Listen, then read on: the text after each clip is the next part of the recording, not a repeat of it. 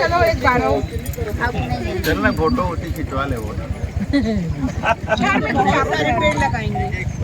नहीं घर की कहीं में खिंचवा ले। अरे एक दो ये करो।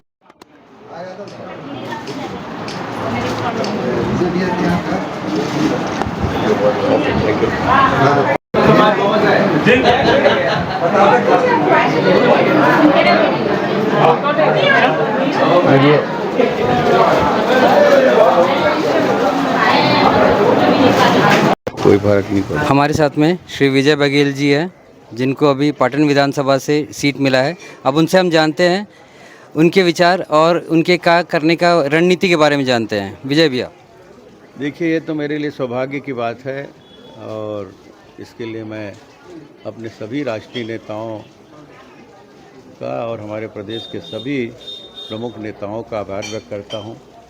मेरे पाटन क्षेत्र के लाखों लाख जनता का प्रेम, स्नेह, हमारे कार्यकर्ताओं का जो स्नेह प्यार मिला, आज उसके बदौलत मुझे मुख्यमंत्री के मुकाबले में एक प्रत्याशी के रूप में मुझे बनाया गया है। इसके लिए मैं सबको धन्यवाद देता हूं और सबका आभार व्यक्त करता हूं। लेकिन मैं विश्वास दिलाता हूं, जो विश्वास मेरे ऊपर वहाँ की जनता ने, वहाँ के हमारे कार्यकर्ता भाई बहन और ख़ासकर हमारे नेतागण जो विश्वास जताए, उस विश्वास पर हम खरे उतरेंगे और निश्चित रूप से वहाँ कमल खिलाएंगे, फूल खिलेगा और भाजपा की सरकार बनाने की शुरुआत पाटन क्षेत्र से होगी। आपकी रणनीति क्या रहेगी इस बार? मतलब अगर आप जीत के आते हैं तो आप क्या विकास का कार्य करेंगे? देखिए, विकास विकास विकास कुछ नहीं होता। देखिए, किस विकास तो करना ही है, जो सरकार आएगा उनका फर्ज है। विकास तो प्रमुख कार्य होता ही है, लेकिन कानून व्यवस्था, शराबखोरी, जो गली गली में शराब बिक रहे हैं, 14-15 साल के बच्चे शराब पी के घूम रहे हैं, जब चाहे तब शराब मिल जाए, ये जो अव्यवस्था फैली, उस व्यवस्था को दुरुस्त करना है।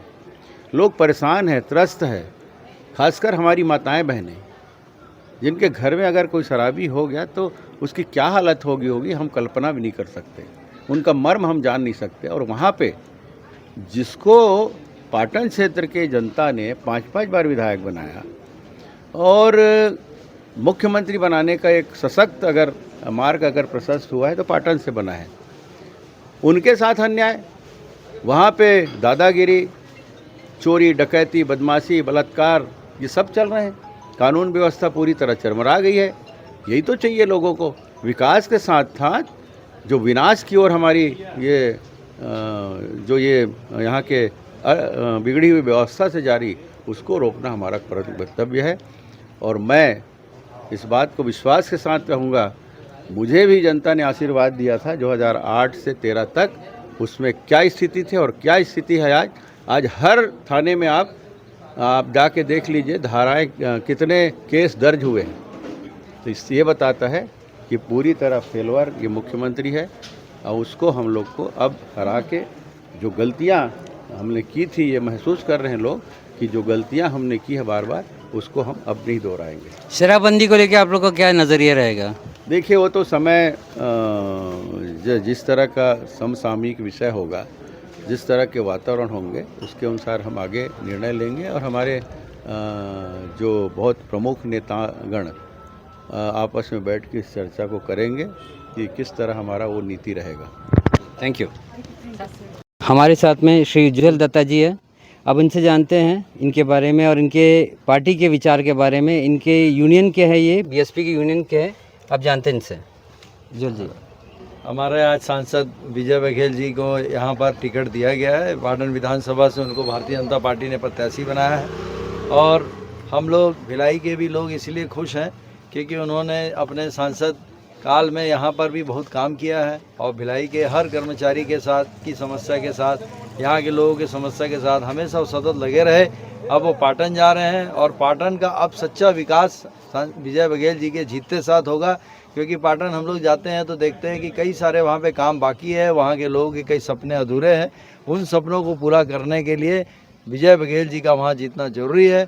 और हम लोग को उम्मीद है कि उनके जीतते साथ ही छत्तीसगढ़ में जो एक भ्रष्टाचार का जो इतना एक बदनामी छत्तीसगढ़ का पूरे विश्व में हो रहा है, वो बदनामी ख़त्म होगा और पाटन में एक अच्छे ढंग से उनकी एक जनता का जो सपना है वो पूरा होगा और छत्तीसगढ़ में भारतीय जनता पार्टी की सरकार बनेगी। जैसे कि अभी वर्तमान में जो मुख्यमंत्री जी है श्री भूपेश बघेल जी, उनसे आपने कभी मुलाकात करने की कोशिश की है? अपनी समस्याओं के बारे में बताने की कोशिश की थी आपने? नहीं, देखिए भूपेश बघेल जी जो मुख्यमंत्री है और हम लोग उनसे नहीं मिले और हम लोग का ऐसा कोई समस्या जो उनके साथ हमारे आई नहीं है। हम लोग का काम के लिए सांसद जी पर्याप्त है और उन्हीं से हम लोग सारा जो भी यहाँ की समस्या रहती है उनको दूर करने के लिए माननीय सांसद जी ही काफ़ी है। विजय बघेल जी के द्वारा ही हमारी समस्या दूर हो जाती है। भिलाई स्टील प्लांट के अंदर आप लोग कोई समस्या का सामना कर रहे हैं अभी, जैसे कि बीएसपी प्रबंधन आप लोग की कोई बात को अधूरा कर रहा है या नहीं सुन रहा है? क्योंकि अक्सर सुनने में आता है कि बीएसपी प्रबंधन कर्मचारियों के साथ गलत कर रहा है और बहुत सारी ऐसे चीज़ें हमारे सामने भी आती है, आपके सामने भी आती है और आप लोग जाके बीएसपी प्रबंधन ऐसे यूनियन मेंबर, ऐसे यूनियन लीडर आप लोग जाते हैं वहाँ पे, तो क्या बीएसपी आप लोग की बात सुनती है? बीएसपी प्रबंधन जो है वो उसकी तो तानाशाही रवैया है और वो किसी कीमत पे भी कर्मचारी को वो सम्मान देना नहीं चाहती है। लेकिन फिर भी सांसद जी के प्रभाव से ही हम लोग जाकर वहाँ पर कई सारी बातों को अपना मना पाते हैं और कई मुद्दों को लेकर, जैसे छोटा सा उदाहरण दूंगा, यहाँ के जो ठेका समय के उन लोग की आयु सीमा 58 वर्ष इन लोग ने करके रखा था रिटायरमेंट की, लेकिन सांसद जी ने अपने प्रयास से उनको 58 से 60 किया, 2 साल उनकी आयु सीमा बढ़ा दी। उसके बाद हमारे बीएसपी का जो कर्मचारियों की वेज यूजन की मांग थी उसको भी सांसद जी ने बार बार संसद में उठाकर उस वेज यूजन को पूरा कराया।